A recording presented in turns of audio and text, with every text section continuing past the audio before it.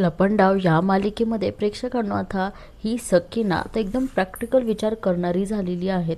त्यामुळे ती आता गौतम काकांना खूप खूप सुनावते आणि त्यांना म्हणते की हे सगळे कामत माझ्या बाजूने उभे आहेत ना, तर तू जर कामात असशील तर तूही माझ्या बाजूने उभा राहशील.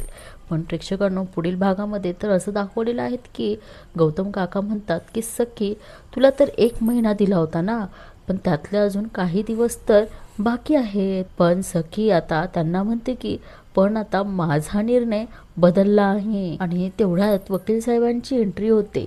त्यामुळे काका म्हणतात की वकील साहेब तुम्ही.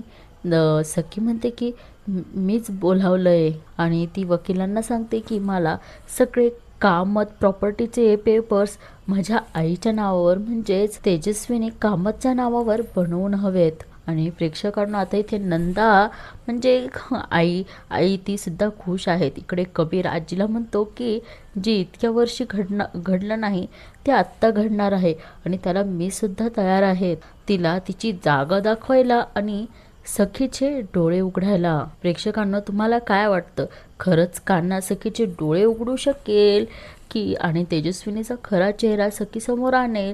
तुम्हाला काय वाटतं प्रेक्षकांनो, नक्की कमेंट करून सांगा आणि चॅनलला सबस्क्राईब करायला मात्र विसरू नका. आपण पुन्हा उद्या भेटू या मालिकेच्या इंटरेस्टिंग अशा रिव्ह्यूसोबत. तोपर्यंत तुम्ही काळजी घ्या. Bye bye.